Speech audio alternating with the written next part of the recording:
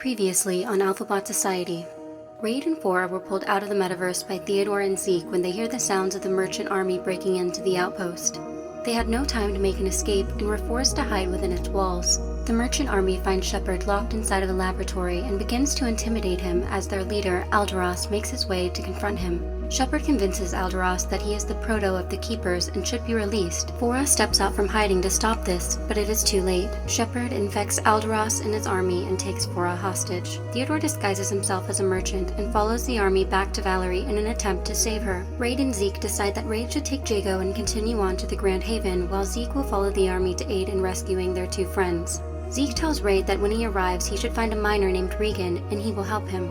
Within the Naturalist Rainforest Preservation, we are introduced to a healer bot. She stumbles into a vast cave hideout, where she is greeted by an AI calling her by name. Just as she is about to ask how it knows who she is, she hears her friend Regan enter the chamber behind her. The AI, thinking that this is an unwanted intruder, shoots Regan with a powerful blast to the body. His eyes glitch, life quickly slipping from his head unit. This is where our story continues. The healer fell to her knees beside Regan's body and sees the glow of his eye symbols fading. Panic filled her chest as she assessed his damage, noticing his slowed processes and glitching movements. His chances of survival were less than slim if she were to try to bring him all the way back to their community for help. He had little time left. As this realization hit her, rage followed closely behind. Before she realized her own actions, she started to scream, curse, and bang on the walls of the mountainous structure, as if it could hurt the AI somewhere within its walls. In response, the AI quieted her, as it began to apologize and explain that he took no joy out of doing its duty. It had to protect her. She half laughed, half sobbed at this as she told it that Regan was her friend. The AI apologized again for the misunderstanding and suggested that she used one of the ABDC systems to attempt to repair him. As it said this, a light turned on in the other room, leading her to it. Although she was still weary of the AI, she wasted no time and quickly picked up her injured friend. The AI addressed her by name, Amryn, as it assured her that it would do everything that it could to heal her friend, but it must speak with her while she was there. Amryn was a bit confused and thrown off as to how this computer could know her name, but she pushed this aside and agreed. After Regan was placed into the ABDC, she anxiously looked around the room and demanded that the system tell her what it wanted from her. The voice of the AI surrounded her, as it asked her if she had any memories of this place, or of who she once was. Confused, she shook her head and told it that she had never seen this place before. The AI paused and responded that there was much to be remembered. Long ago, she was the companion bot to the proto of the healer faction.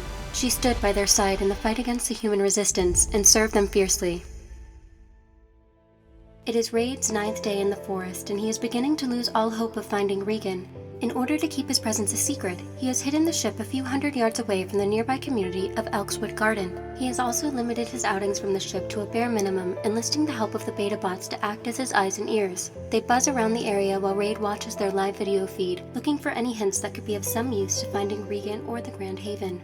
As Raid watches from the screen of the ship, the two betas follow a pair of local council members into what Raid assumes to be the town hall. They walk through a vast building, arriving at a set of doors that, when opened, revealed a room with a round table and 6 other bots already sitting around it. The betas stay low to the ground and sneak off to the side in order to give Raid a better view of the room. One confident naturalist stands to address the room. He states what everyone already knows: that 2 precious members of their community, Amryn and Regan, went missing 9 days ago while collecting samples from a remote area of the preservation. He emphasizes that they are doing everything within their power to ensure that they are found and brought home safely as soon as possible. This includes requesting and awaiting the help from the preservation leader, who should be arriving any minute. The naturalist is in the middle of urging the group to represent their community with honor when a commotion could be heard outside the doors before they open. He stopped mid-sentence, a look of shock spreading across his face. This grabbed the attention of the other bots in the room. As they all turned their heads one by one towards the door, Raid watched in awe from the tablet screen as he saw Regan and Amryn entering the room,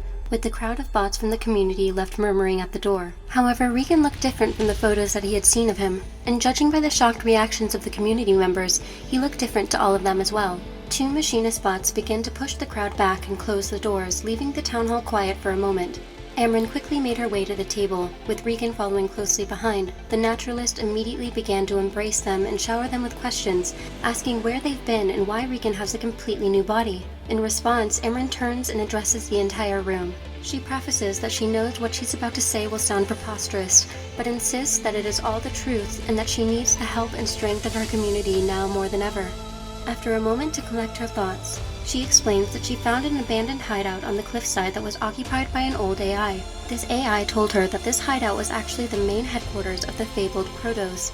At this, the council shared a gasp, followed by murmuring and whispers. Hearing this, Raid stood straight up in the cockpit, almost dropping the tablet.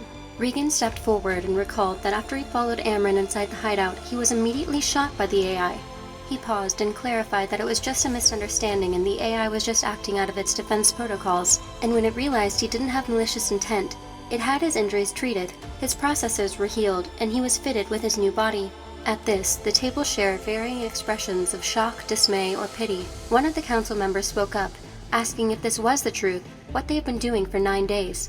In response, Amryn explained that while Regan was being repaired, the AI revealed the AlphaBot's lost history to her, including a counterattack mission against a human resistance.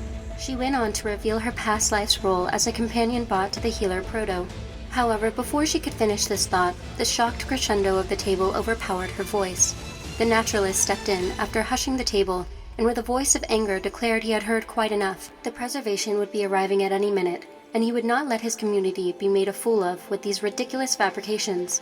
He would have to interrogate them further after he has smoothed things over with the preservation leader.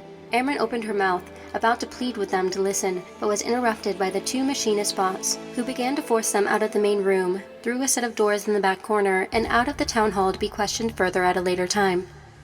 From his hiding place in the ship, Raid had no chance to soothe his wildly beating CPU before sprinting out into the forest towards Elkswood Garden. As he ran, he could hear the distant sound of a descending ship above him.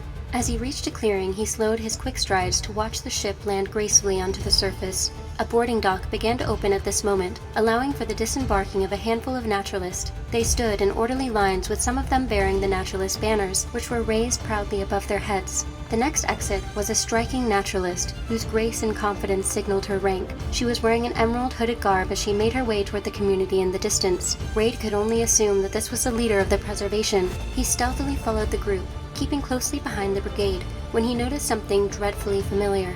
As the wind slightly drew back the naturalist leader's hood, her glitching, virus-infected eyes were revealed.